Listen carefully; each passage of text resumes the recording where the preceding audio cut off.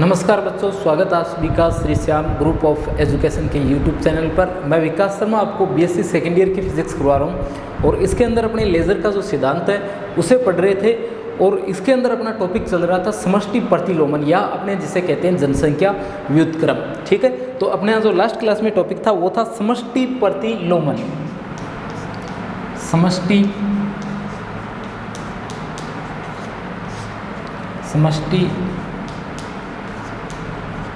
प्रतिलोमन। ठीक है, हम लोग पढ़ रहे थे समष्टि प्रतिलोमन के बारे में। समष्टि प्रतिलोमन के अंदर मैंने आपको बताया था कि जो आपकी सामान्य परिस्थितियाँ होती है उनमें क्या होता है, जो निम्न ऊर्जा स्तर होता है या जो आपका मूल ऊर्जा स्तर होता है, जैसे ये m और n, तो इसे मैं em से लिख देता हूँ और इसे लिख देता हूँ en से। जब सामान्य परिस्थितियाँ होती है तो आपका जो मूल ऊर्जा स्तर होता है इसके अंदर परमाणुओं की संख्या ज़्यादा होती है और इसके अंदर परमाणुओं की संख्या जो है वो क्या होती है, कम। जैसे n m और n यदि क्या है, परमाणुओं की संख्या है, तो सामान्य परिस्थितियों में n m ज़्यादा होता है और n जो है वो क्या होता है, कम होता है। परंतु जब अपने क्या कर देते हैं, इस साम्य अवस्था को बिगाड़ देते हैं तो आपका जो n ऊर्जा स्तर है यानी जो उच्च ऊर्जा स्तर है उसके अंदर परमाणुओं की संख्या ज़्यादा हो जाती है और n जो निम्न ऊर्जा स्तर है या जो मूल ऊर्जा स्तर है इसमें परमाणुओं की संख्या क्या हो जाती है, कम हो जाती है। इस असामान्य स्थिति को हम लोग किस नाम से जानते हैं, समष्टि प्रतिलोमन की स्थिति के नाम से जानते हैं। इसका फॉर्मूला कल हम लोगों ने व्युत्पन्न किया था, T इक्वल हम लोगों ने जो फॉर्मूला व्युत्पन्न किया था माइनस के अंदर, ठीक है, h म्यू ऊपर लिखा हुआ था और अपॉन में k और लोग n बटा n m के रूप में फॉर्मूला इसका लिखा हुआ था। h न्यू की जगह हम लोगों ने क्या कर दिया था, En माइनस का Em लिख दिया था। दोनों ऊर्जा जो अंतराल आपके थे उनका अंतर हम लोगों ने लिख दिया था और कुछ एक केस इसके अंदर देखे थे और फिर अपने क्या कर रहे हैं, इसको कुछ प्रतीक डायग्रामों की सहायता से समझने की कोशिश कर रहे हैं। यानी जब अपने सामान्य कंडीशन होती है तब देखिए क्या होता है, यानी जब हमारे पास में टेम्परेचर जो है वो कितना होता है, 0 केल्विन होता है। तो 0 केल्विन जो टेम्परेचर होता है उसमें हमारे पास में क्या होता है, कुछ इस तरीके की कंडीशंस होती है। ये जो आपका मूल ऊर्जा स्तर है इसमें परमाणुओं की संख्या जो है वो क्या होती है, ज़्यादा होती है। मूल ऊर्जा स्तर में परमाणु जो होते हैं वो क्या होते हैं, साम्य अवस्था जो होती है उसकी तुलना, ये देखिए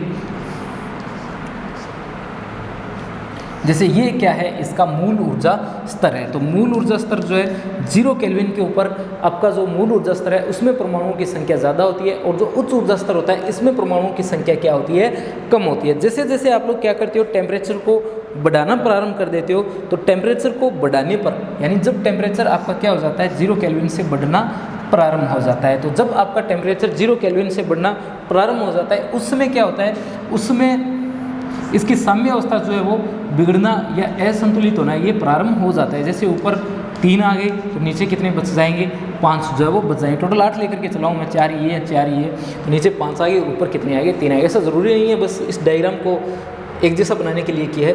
तो ये साम्य अवस्था जो है इसकी क्या होगी, बिगड़ना प्रारंभ होगी। और जब टेम्परेचर कितना हो जाता है, अनंत हो जाता है, T कितना हो जाता है, अनंत केल्विन तक पहुंच जाता है अपना, तब दोनों ऊर्जा स्तर जो है उनमें परमाणुओं की संख्या क्या हो जाती है, बराबर हो जाती है। ठीक है, जब अपना T इक्वल कितना हो जाता है, अनंत केल्विन हो जाता है, तो उस अवस्था के अंदर ये पोजीशन जो आपको प्राप्त होती है, यानी नीचे के स्तर के अंदर और ऊपर के स्तर के अंदर परमाणुओं की संख्या क्या हो जाती है, बराबर हो जाती है। दूसरा, अपने जो समष्टि प्रतिलोमन की अवस्था है, समष्टि प्रतिलोमन की जो असामान्य अवस्था है, इसके अंदर अपने क्या हो जाता है, इसके अंदर अपने टेम्परेचर को कम करना होगा 0 से, और कम करने पर टेम्परेचर को 0 से कम करने पर आपके पास में क्या होगा, समष्टि प्रतिलोमन की असामान्य स्थिति जो है वो प्राप्त होगी। टेम्परेचर को आप लोग क्या कर दोगे, कम कर दोगे, किसकी तुलना में, 0 की तुलना में। 0 से टेम्परेचर को यदि अपने क्या कर दें, कम कर दें, तब आपको समष्टि प्रतिलोमन की असामान्य स्थिति जो है वो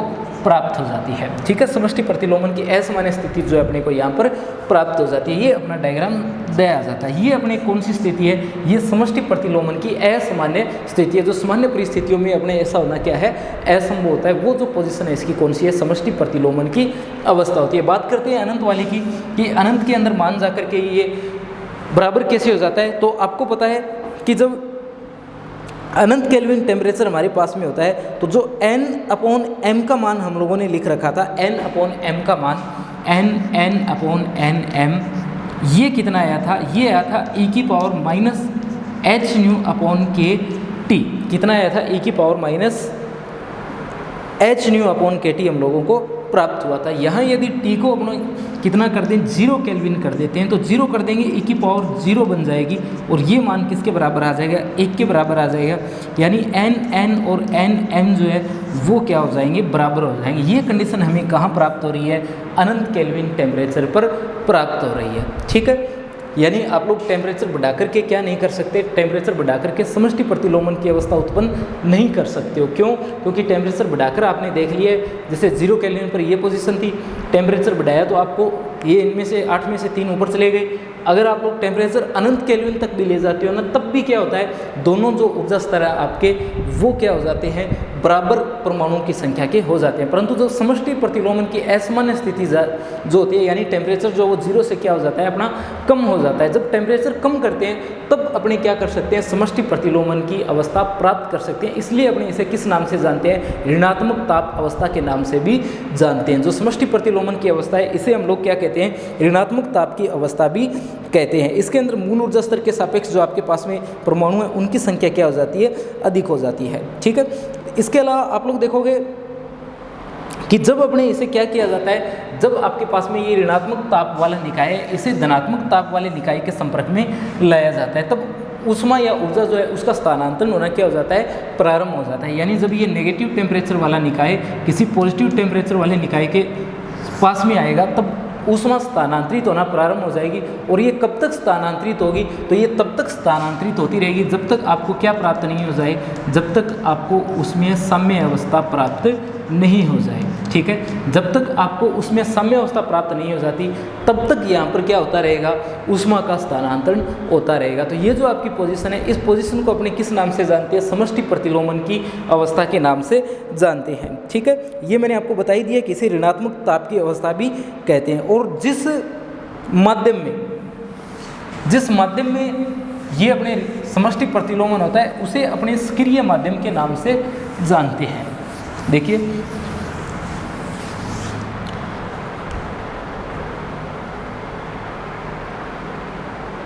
जिस माध्यम में ये सब कुछ हो रहा है, यानी जिस माध्यम में समष्टि प्रतिलोमन की असामान्य स्थिति उत्पन्न हो रही है, जिस माध्यम में क्या हो रहा है, जिस माध्यम में समष्टि प्रतिलोमन की स्थिति उत्पन्न हो रही है, जिस माध्यम में समष्टि प्रतिलोमन की स्थिति उत्पन्न हो रही है, उस माध्यम को हम लोग किस नाम से जानते हैं, तो उस माध्यम को जाना जाता है सक्रिय माध्यम के नाम से। उस माध्यम को अपने क्या कहते हैं, सक्रिय माध्यम कहते हैं। ठीक है, यानी जिस माध्यम में क्या हो रहा है, समष्टि प्रतिलोमन की असामान्य स्थिति उत्पन्न हो रही है, उसे अपने क्या कहते हैं, सक्रिय माध्यम कहते हैं। ठीक है, और अपने जो परमाणु होते हैं, इन परमाणुओं को निम्न ऊर्जा स्तर से उच्च ऊर्जा स्तर में पंपन की प्रक्रिया के द्वारा क्या किया जाता है, लाया जाता है। ठीक है, यानी अपने परमाणु जो है इन्हें क्या करें, निम्न ऊर्जा स्तर से उच्च ऊर्जा स्तर में उत्तेजन के लिए जो प्रक्रिया अपनाते हैं, परमाणुओं को निम्न ऊर्जा स्तर से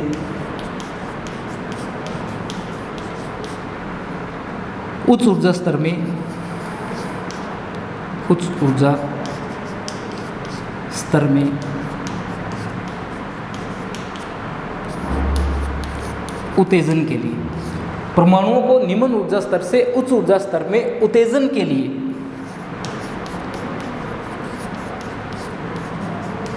जो प्रक्रिया अपनाई जाती है, जो प्रक्रिया अपनाते हैं उसे हम लोग कहते हैं पंपन। क्या कहते हैं, पंपन कहते हैं। जैसे प्रकाशिक पंपन, गैसीय पंपन, ये आगे पढ़ेंगे अपने कितने प्रकार के होते हैं। तो जो प्रक्रिया अपनाते हैं उसे हम लोग किस नाम से जानते हैं, पंपन के नाम से जानते हैं। तो यहाँ पर 3 टेक्निकल टर्म्स अपने काम में आइए। एक तो आइए समष्टि प्रतिलोमन। समष्टि प्रतिलोमन का मतलब क्या था, उच्च ऊर्जा स्तर में परमाणुओं की संख्या ज़्यादा होना और निम्न ऊर्जा स्तर में परमाणुओं की संख्या कम होना। सक्रिय माध्यम, जिस माध्यम में समष्टि प्रतिलोमन की स्थिति उत्पन्न करेंगे उस माध्यम को किस नाम से जानेंगे, उस माध्यम को अपने सक्रिय माध्यम के नाम से जानेंगे। और निम्न ऊर्जा स्तर से उच्च ऊर्जा स्तर में ले जाने के लिए जो प्रक्रिया काम में लेंगे उसे हम लोग क्या कहते हैं, पंपन कहते हैं। ठीक है, तो ये अपने क्या था, इसके सिद्धांत में कुछ एक बिंदु थे। अब अपने आगे बढ़ते हैं और बात करते हैं लेज़र प्रक्रिया के लिए आवश्यक प्रतिबंध, कि जो लेज़र प्रक्रिया है इसके लिए आवश्यक प्रतिबंध कौन कौन से हैं।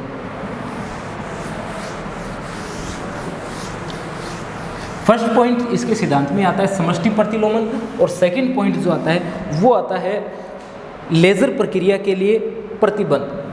सेकंड पॉइंट आता है समष्टि प्रतिलोमन के बाद में लेज़र या लेसर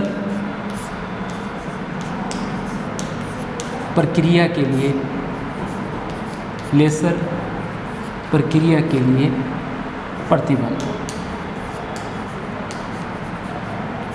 देखिए लेसर या लेज़र जो प्रक्रिया है इसके लिए कौन कौन से प्रतिबंध हम लोग काम में लेते हैं। तो सबसे पहले तो अपने इसके अंदर जो प्रतिबंध आता है वो यही आता है कि n जो है उसका मान ज़्यादा होना चाहिए किसकी तुलना में, nm की तुलना में। और इसे अपने क्या कहते हैं, इसे अपने कहते हैं समष्टि प्रतिलोमन। इसे किस नाम से जानते हैं, इसे जानते हैं समष्टि प्रतिलोमन के नाम से। तो लेज़र जो प्रक्रिया है उसके औसत प्रतिबंध के अंदर सबसे पहले क्या ज़रूरी है, समष्टि प्रतिलोमन होना ज़रूरी है। मूल ऊर्जा स्तर के अंदर जो परमाणु है उनकी संख्या कम होनी चाहिए, और जो उच्च ऊर्जा स्तर है उसके अंदर परमाणुओं की संख्या क्या होनी चाहिए, ज़्यादा होनी चाहिए। दूसरा जो इसके अंदर प्रतिबंध आता है वो आता है कि आपतित विकिरण जो है उनका वर्णक्रमीय ऊर्जा घनत्व जो है वो क्या होना चाहिए, अधिक होना चाहिए।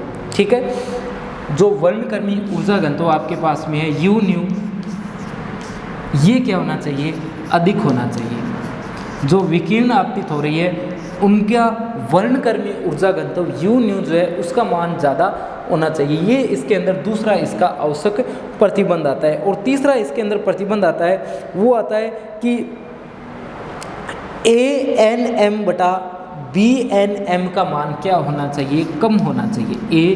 ANM बटा BNM अनुपात का मान कम होना चाहिए।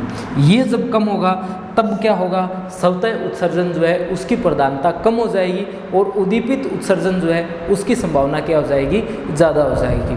आई बात समझ में, यानी ANM बटा BNM जो है इसका मान जब कम होगा तो इसका मतलब क्या होगा, ANM आपके पास में स्वतः उत्सर्जन के लिए उत्सर्जन गुणांक है, और BNM जो है आपका ये हमारे पास में आता है उद्दीपित उत्सर्जन के लिए उत्सर्जन गुणांक, आइंस्टीन का उत्सर्जन गुणांक। तो ये दोनों उत्सर्जन गुणांक है, ये स्वतः का है और ये उद्दीपित का है। ये अनुपात कम कब आएगा, जब ये कम होगा और ये ज़्यादा होगा, यानी स्वतः उत्सर्जन की तुलना में उद्दीपित उत्सर्जन की क्या होनी चाहिए, हमारे पास में प्रधानता होनी चाहिए। तो ये अपने पास में क्या है, इसके 3 आवश्यक प्रतिबंध आते हैं। ये हमारे पास में क्या है, इसके 3 आवश्यक प्रतिबंध है। ये कंडीशन उत्पन्न करने के लिए अपने मित स्थायी स्तर जो है उसे काम में लेंगे, और मित स्थायी स्तर भी कैसा होना चाहिए, उच्च ऊर्जा वाला मित स्थायी स्तर होना चाहिए। तो यदि आपको बोले कि लेज़र प्रक्रिया के लिए आवश्यक प्रतिबंध लिखिए, देखिए यदि आपसे पूछा जाएगा कि लेज़र का सिद्धांत लिखिए, तो उसके अंदर या तो आपको 5 नंबर का क्वेश्चन मिलेगा कि लेज़र का सिद्धांत लिखिए, तब आपको ये सारी बातें लिखनी होगी। ये आपका जो समष्टि प्रतिलोमन है इसके आवश्यक प्रतिबंध जो है, प्रकाशीय प्रवर्धन जो इसका है, प्रकाश प्रवर्धन, उसे भी आपको साथ में लिखना पड़ेगा। अगर छोटा प्रश्न आता है तो उसमें या तो आपको पूछा जाएगा कि समष्टि प्रतिलोमन किसे कहते हैं, वर्णन कीजिए, या 1.5 नंबर के प्रश्न में आपसे पूछेगा कि लेज़र प्रक्रिया के लिए आवश्यक प्रतिबंध लिखिए, या फिर आपसे पूछा जाएगा प्रकाश प्रवर्धन किसे कहते हैं, वर्णन कीजिए। ठीक है, और अगर 5 नंबर का भी प्रश्न आता है तो उसमें या तो सीधा प्रश्न आपको मिल जाएगा लेज़र के सिद्धांत लिखिए, और लेज़र के सिद्धांत यदि नहीं पूछता है तो आपको पूरा प्रश्न मिलेगा जिसमें सारी बातें आपको बोलेगा कि लेज़र के आवश्यक प्रतिबंध लिखिए, समष्टि प्रतिलोमन लिखिए, प्रकाश प्रवर्धन को समझाते हुए इसका सिद्धांत लिखिए, यानी तीनों पॉइंट जो आपको स्पष्ट करने होंगे। आगे बढ़ते हैं अपनी और बात करते हैं प्रकाश प्रवर्धन का। प्रकाश प्रवर्धन जो है हमारे पास में क्या होता है,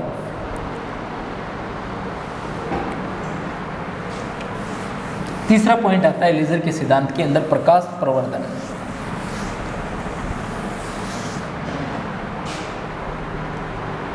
तीसरा पॉइंट है प्रकाश प्रवर्धन, जिसे अपने कहते हैं लाइट एम्प्लीफिकेशन। जब हम लोग लेज़र का पूरा नाम लिख रहे थे तो उसके अंदर हम लोग यही बात लिख रहे थे कि प्रकाश के प्रवर्धन के करना है अपने को, तो लाइट एम्प्लीफिकेशन करना है किसके द्वारा, उद्दीपित उत्सर्जन के द्वारा। तो उद्दीपित उत्सर्जन द्वारा प्रकाश का प्रवर्धन करने के लिए हम लोग क्या करते हैं, एक प्रकाशिक गुहिका काम में लेते हैं, जिसमें सक्रिय माध्यम जो है उसे 2 समांतर दर्पणों के बीच में रख देते हैं। यानी अपने क्या करते हैं, दो समांतर दर्पण लेते हैं। जैसे ये अपने पास में एक तो ये और एक ये क्या है, दो समांतर दर्पण है। एक तो ये और एक ये दो आपके पास में क्या है, दो समांतर दर्पण है। इसके मध्य एक प्रकाशिक गुहिका बनाते हैं और इसके मध्य हम लोग क्या कर देते हैं, सक्रिय माध्यम को रख देते हैं। लाइट एम्प्लीफिकेशन यानी प्रकाश का प्रवर्धन करना है हम लोगों को। और प्रकाश का प्रवर्धन किसके द्वारा किया जाएगा, तो प्रकाश का प्रवर्धन किया जाएगा उद्दीपित उत्सर्जन के द्वारा। तो उद्दीपित उत्सर्जन के द्वारा प्रकाश का जब हम लोग प्रवर्धन करेंगे तो इसके लिए दो समांतर कांच होंगे, उसके बीच में अपने क्या कर देंगे, सक्रिय माध्यम को रख देंगे। और ये जो प्रकाश के लिए जो आप लोगों ने दर्पण रखे हैं, इन दर्पणों में से एक दर्पण तो क्या होता है, अपना पूर्ण परावर्तक होता है, और एक दर्पण जो है वो क्या होता है, अलप परावर्तक होता है। तो एक दर्पण तो हमारे पास में जो होगा वो क्या होगा, पूर्ण परावर्तक होगा, और एक दर्पण जो है वो क्या होगा, अलप परावर्तक होगा। तो एक दर्पण तो पूर्ण परावर्तक हो गया, और दूसरा जो दर्पण है वो किस प्रकार का है, अलप परावर्तक है। लगभग 10% क्या है, जो परावर्तक है। ठीक है, तो इस तरीके से अपने क्या करते हैं, दर्पण लेते हैं। और अब क्या करते हैं, अब अपने जो ये गुहिका है इसे उद्दीपित विकिरणों के ऊर्जा घनत्व में क्या कर देते हैं, वृद्धि कर देते हैं, जिससे गुहिका में स्वतः उत्सर्जन की तुलना में उद्दीपित उत्सर्जन की क्या हो जाती है, प्रधानता हो जाती है। अपने पास में ये जो प्रकाशिक गुहिका हम लोगों ने बनाई है, किसके द्वारा बनाई है, दो समांतर दर्पणों के द्वारा बनाई है। एक दर्पण पूर्ण परावर्तक है, एक दर्पण अलप परावर्तक है, और इसके मध्य हम लोग क्या कर रहे हैं, सक्रिय माध्यम को रख रहे हैं। और सक्रिय माध्यम को रखने के बाद हम लोग बोल रहे हैं ये गुहिका जो है ये क्या कर देती है, जो ऊर्जा आपके पास में आ रही है उस ऊर्जा घनत्व में क्या कर देती है, ये वृद्धि कर देती है। जो प्रकाश आपके पास में आ रहा है उस प्रकाश के ऊर्जा घनत्व में क्या हो जाती है, वृद्धि हो जाती है। विकिरणें जो आपके पास में आएगी उनके ऊर्जा घनत्व में क्या हो जाएगी, वृद्धि हो जाएगी। और जैसे ऊर्जा घनत्व में वृद्धि होगी तो जो आपके पास में स्वतः उत्सर्जन है उसकी तुलना में जो उद्दीपित उत्सर्जन है, स्वतः उत्सर्जन की तुलना में उद्दीपित उत्सर्जन की क्या हो जाती है, प्रधानता हो जाती है। और स्वतः उत्सर्जन की तुलना में उद्दीपित उत्सर्जन की प्रधानता को ये अपने किस नाम से जानते हैं, प्रकाशिक प्रवर्धन के नाम से जानते हैं। यानी आपके पास में उद्दीपित विकिरणें, उन विकिरणों को हम लोगों ने क्या कर दिया, इस गुहिका को काम में लेकर के उद्दीपित विकिरणों के ऊर्जा घनत्व में वृद्धि कर दी है। और उद्दीपित विकिरणों के ऊर्जा घनत्व में वृद्धि करने से क्या होगा, ऊर्जा घनत्व में वृद्धि करने से स्वतः उत्सर्जन की तुलना में उद्दीपित उत्सर्जन की क्या हो जाएगी, प्रधानता हो जाएगी। और इसी को हम लोग क्या कहते हैं, इसी को हम लोग कहते हैं प्रकाश का प्रवर्धन। सबसे पहले अपने एक डायग्राम बनाते हैं जैसे सामने बना हुआ है, और इसके अंदर मान लेते हैं कि सभी परमाणु जो है सक्रिय माध्यम के कौन सी अवस्था में है, सभी परमाणु अनुत्तेजित अवस्था में है। यहाँ जैसे मान करके चले कि अपने पास में क्या है, बहुत सारे परमाणु हैं। ये मान लिया आपके पास में क्या है, बहुत सारे परमाणु हैं, और इनमें से ये जितने भी परमाणु अपने बना रहे हैं ये सारे के सारे कौन सी अवस्था में है, ये सारे के सारे परमाणु जो है वो अनुत्तेजित अवस्था में है।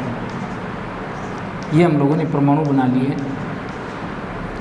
ये परमाणु कौन सी अवस्था में है, ये परमाणु अनुत्तेजित अवस्था में है। जिन्हें अपने इस तरीके से बनाया है, ये कौन सी अवस्था है, इनकी अनुत्तेजित अवस्था है, अनुत्तेजित अवस्था। बस इसमें से कुछ एक परमाणु जो है वो कौन सी अवस्था में है, कुछ एक परमाणु जो है केवल वही परमाणु कौन सी अवस्था में है, इसके उत्तेजित अवस्था में है। जिन्हें डायरेक्ट कर दिया है अपने, ये कौन सी अवस्था में है, ये उत्तेजित अवस्था में इसके परमाणु है। फिर अपने क्या कर देते हैं, फिर अपने निश्चित आवृत्ति के पंपन के द्वारा सक्रिय माध्यम जो है उस पर क्या किया जाता है, प्रकाश आपतित किया जाता है। निश्चित आवृत्ति का जो पंपन है वो सक्रिय माध्यम पर अपने क्या करते हैं, आपतित करते हैं। उससे क्या होगा, परमाणु उत्तेजित अवस्था में आ जाएगा और उनमें स्वतः विकिरण जो है वो क्या होने शुरू हो जाएंगे, उत्सर्जित होने शुरू हो जाएंगे। जो दूसरा डायग्राम अपने इसमें बनाएंगे, ये इतना तो नहीं बना रहा, कुछ एक बना रहा हूँ, आप लोग संख्या इनकी एक जैसी रखना। जैसे कुछ एक अपने बनाई, अब अपने क्या कर रहे हैं, इस पर सक्रिय माध्यम जो है इस पर एक उचित आवृत्ति का प्रकाश या विकिरण जो है यहाँ पर आपतित कर देंगे। जैसे ही आप लोग विकिरण आपतित करोगे तो यहाँ पर क्या हो जाएगा, ये स्वतः उत्सर्जित होने प्रारंभ हो जाएंगे। इस तरीके से ये क्या हो जाएंगे, स्वतः उत्सर्जित होने प्रारंभ हो जाएंगे। जो आपके पास में परमाणु थे, ये परमाणु क्या हो जाते हैं, स्वतः उत्सर्जित होने प्रारंभ हो जाते हैं। इस तरीके से ये भिन्न भिन्न दिशाओं में क्या होने प्रारंभ हो जाते हैं, स्वतः उत्सर्जित होने प्रारंभ हो जाते हैं। फिर हम लोग क्या करते हैं, एक नया डायग्राम इसमें बनाते हैं और पंपन जो है वो लगातार करवाते रहते हैं। पंपन लगातार करवाने से जो संक्रमण है वो भी क्या होगा, लगातार बढ़ता जाएगा और जनसंख्या व्युत्क्रमण की जो स्थिति है वो धीरे धीरे क्या होनी प्रारंभ हो जाती है, वो जनसंख्या व्युत्क्रम की स्थिति जो है वो धीरे धीरे प्रारंभ होना शुरू हो जाती है। ठीक है, परंतु अब भी जो अपने डायग्राम बनाएंगे उसके अंदर आप लोगों को क्या करना है, अब भी आप लोगों को इसके अंदर जो नया डायग्राम आप लोग बनाओ उसके अंदर आप लोगों को अब भी दर्शाना है कि जो स्वतः उत्सर्जन जो आपके पास में है उस स्वतः उत्सर्जन की अब भी क्या है, प्रधानता है। थोड़ा बड़ा डायग्राम बना लेना भाई।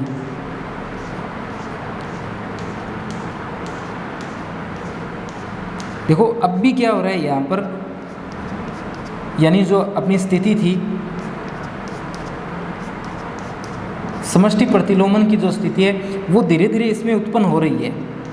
ये ज़्यादातर परमाणु जो है वो कौन सी अवस्था में चले गए हैं, इसके उत्तेजित अवस्था में चले गए हैं। अब ज़्यादातर को डायरेक्ट आप लोग दिखा सकते हो।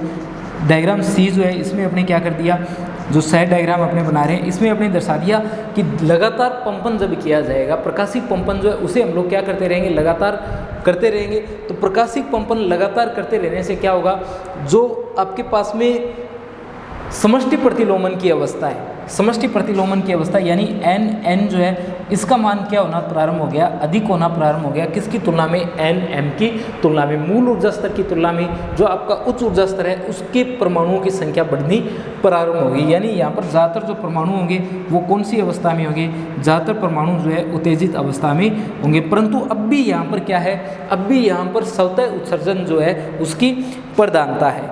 अब लगातार अपने क्या करते रहेंगे, पंपन करते रहेंगे, तो उससे क्या होगा, जो फोटोन उत्सर्जित होंगे वो पास वाले अन्य फोटोनों को भी क्या करते जाएंगे, उत्सर्जित करते जाएंगे, मुक्त करते हुए चलना प्रारंभ कर देंगे। यानी जो नया डायग्राम आप लोग बनाओगे उसके अंदर आपको क्या करना है, जो नया डायग्राम आप बनाओगे इसके अंदर ज़्यादातर परमाणुओं को आप लोग एक ही दिशा के अंदर दर्शा देना। एक दो को छोड़ करके लगभग सभी परमाणु जो है वो एक ही दिशा में उत्तेजित होना क्या हो गए, प्रारंभ हो गए।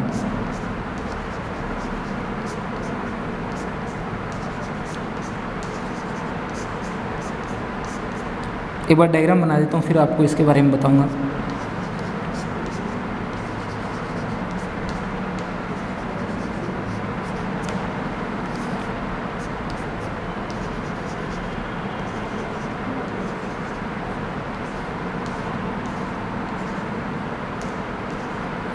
ठीक है, देखिए जो दय डायग्राम अपने बना रहे हैं समष्टि प्रतिलोमन के बाद में हम लोग जो डायग्राम बना रहे हैं इसके अंदर हम लोग बोल रहे हैं कि जब फोटोन यहाँ से जो उत्सर्जित होगा वो फोटोन उत्सर्जित होने के बाद में आगे जब जाएगा तो दूसरे परमाणुओं से टक्कर करके दूसरे परमाणुओं से भी क्या करता चला जाएगा, फोटोनों को मुक्त करता हुआ चलेगा।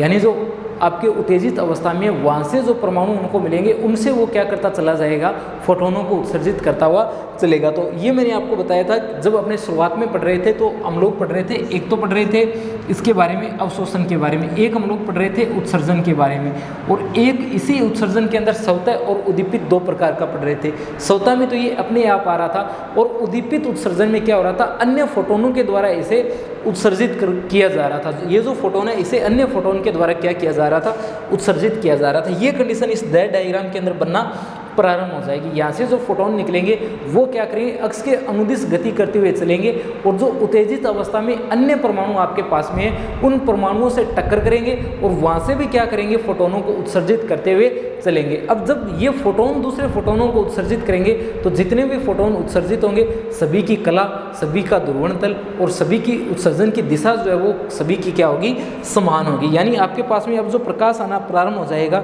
वो प्रकाश ज़्यादातर कौन सी कला में होगा, वो प्रकाश आपका समान कला में होगा। अब जब अपने ये दर्पण लगा रखे हैं समांतर, इन समांतर दर्पणों से क्या होगा, समांतर दर्पणों के कारण बहुपरावर्तन होगा और लगातार ये फोटोन एक दिशा में गति करना प्रारंभ कर देंगे। एक दिशा में गति करते हुए ये क्या करेंगे, कला संबद्ध प्रकाश जो है उसे उत्सर्जित करेंगे। ठीक है, और जो लास्ट आपने दर्पण बना रखा है उस दर्पण से सभी जो फोटोन्स या जो प्रकाश विकिरणें आपके पास में वो सारी की सारी विकिरणें एक साथ यहाँ से क्या होगी, तीव्र प्रकाश के साथ में निकलना प्रारंभ कर देगी। लास्ट जब आप लोग डायग्राम बनाओगे यह, उसके अंदर क्या करना है आपको,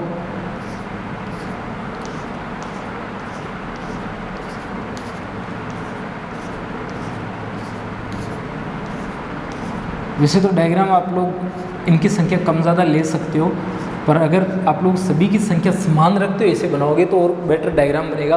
तो फर्स्ट डायग्राम बनाओ, उनमें ज़्यादा संख्या मत दर्शाना, आप लोग 3 या 4 लाइनें इनकी दर्शाना और आगे 3 से 4 लाइनें आगे दर्शाना। ठीक है, और सभी ये जो भी बनाओ इनकी संख्या आप लोग क्या रख लेना, समान रख लेना, जिससे आप ये स्पष्ट रूप से दर्शा सकोगे कि शुरुआत के अंदर ज़्यादातर परमाणु जो थे वो कौन सी अवस्था में थे, अनुत्तेजित अवस्था में थे, फिर पंपन प्रारंभ हुआ, कुछ एक परमाणु जो है उत्तेजित अवस्था में आने प्रारंभ हो गए, फिर आपने लगातार पंपन किया जिससे जो आपके पास में समष्टि प्रतिलोमन की अवस्था है वो प्रारंभ हुई। फिर आप लोग ये डायग्राम बता देना, इसमें आप लोग बता दोगे कि जैसे जैसे यहाँ से फोटोन उत्सर्जित हो रहे हैं वो अन्य फोटोनों को भी क्या कर रहे हैं, प्रेरित कर रहे हैं, जिससे वहाँ से भी फोटोन निकलते हैं, अन्य परमाणुओं से टकराते हैं और वहाँ से भी फोटोनों को वो क्या करते हैं, उत्सर्जित करवाते हैं। वो जो फोटोन वहाँ पर निकल करके आते हैं उन फोटोनों की कला, उत्सर्जन की दिशा और ध्रुवण तल सभी का क्या होता है, समान होता है। और लास्ट डायग्राम आप लोग ये बना देना जिसके अंदर आप लोग बता दोगे कि लास्ट में जो प्रकाश आपका निकल करके आता है वो प्रकाश जो है उसके जितने भी फोटोन हैं, सभी फोटोन जितने भी फोटोन उत्सर्जित हो रहे हैं सभी के सभी फोटोन एक समान कला के अंदर पहुंचते हैं। ये जो आपका दर्पण, दूसरा दर्पण लगा हुआ है, यदि इसे बनाएं, जैसे ये मान करके चलिए शुरुआत में कि ये M1 दर्पण है, ये M2 दर्पण है, तो आपका जो ये M2 वाला दर्पण है जो कम परावर्तक है, जो 10% परावर्तक हम लोग लेकर के चले हैं, तो ये इसे क्या हो जाएगा, एक तीव्र प्रकाश पुंज जो है वो आपको प्राप्त होगा। और ये तीव्र प्रकाश पुंज जो है वो किसका होगा, वो कला संबंध प्रकाश का होगा। ठीक है, अब यहाँ पर आपको क्या मिलेगा, एक तीव्र प्रकाश पुंज मिलेगा और ये प्रकाश पुंज जो है ये क्या होगा, लेज़र प्रकाश आपके पास में प्राप्त हो जाएगा। तो M2 जो दर्पण है इससे अपने को क्या प्राप्त हो रहा है, एक तीव्र प्रकाश प्राप्त हो रहा है। ये जो प्रक्रिया है इसे अपने किस नाम से जानते हैं, इसे अपने प्रकाशीय प्रवर्धन के नाम से जानते हैं। ये जो प्रक्रिया है इसे हम लोग क्या कहते हैं, प्रकाशीय प्रवर्धन कहते हैं। ये जो प्रक्रिया है अपने लगातार इन्हें उत्तेजित करने की, इसे अपने किस नाम से जानते हैं, प्रकाशीय प्रवर्धन के नाम से जानते हैं। इन शॉर्ट आपको मैं फटाफट बताता हूँ कि आपको क्या करना है, आपको ये 4-5 डायग्राम बना लेने हैं। ठीक है, शुरुआत का जो डायग्राम है इसमें ये बना लेना और 1-2 को डायरेक्ट कर देना, बाकी को सीधे रख लेना। ठीक है, जिन्हें डायरेक्ट करो उनको बता देना कि कुछ एक परमाणु सामान्य अवस्था में, उत्तेजित अवस्था में, ठीक है, बाकी सारे परमाणु जो वो कौन सी अवस्था में है, मूल अवस्था में है। फिर आपने क्या किया, प्रकाशिक कंपन प्रारंभ किया। प्रकाशिक कंपन प्रारंभ करने का मतलब हो गया आपने एक उचित आवृत्ति के जो है विकिरणें यहाँ पर लेकर के आए, जिससे क्या होगा, कुछ एक फोटोन जो है वो उत्तेजित अवस्था में आपके हो जाएंगे। और फिर आपने क्या किया, प्रकाशिक कंपन को लगातार बनाए रखा।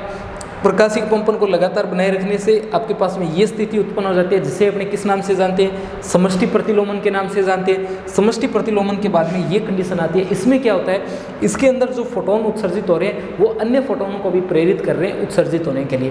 फिर आप लोग ये बना देना लास्ट डायग्राम और बता देना कि आपके पास में जो दर्पण M1 और M2 है, इन M1 और M2 दर्पणों के बहुपरावर्तन के कारण यहाँ पर बहुपरावर्तन होगा और बहुपरावर्तन से जितने भी आपके पास में फोटोन है, जितने भी आपके पास में उत्तेजित परमाणु है, वहाँ से क्या होंगे, फोटोन उत्सर्जित होंगे। अब फोटोन के द्वारा ही वो फोटोन आपके उत्सर्जित हो रहे हैं, इसलिए यहाँ क्या होगा, यहाँ उद्दीपित उत्सर्जन की प्रधानता होगी और उद्दीपित उत्सर्जन की प्रधानता होगी तब यहाँ से जो प्रकाश निकलेगा वो एक तीव्र प्रकाश पुंज के रूप में बाहर निकल जाएगा। ये जो प्रक्रिया अपने होती है इसे अपने किस नाम से जानते हैं, प्रकाशिक पंपन के नाम से जानते हैं या प्रकाश प्रवर्धन जो है अपने इसे कहते हैं। तो जो लेज़र के सिद्धांत है इसमें 3 पॉइंट आपको लिखने, 1 पॉइंट समष्टि प्रतिलोमन का, 1 में लेज़र का प्रतिबंध और तीसरे के अंदर अपने आ जाता है वो आता है प्रकाश का प्रवर्धन। ठीक है, लेज़र का सिद्धांत कंप्लीट होता है। कल अपने जो टॉपिक पढ़ेंगे वो अपने टॉपिक होगा पंपन की विधियाँ।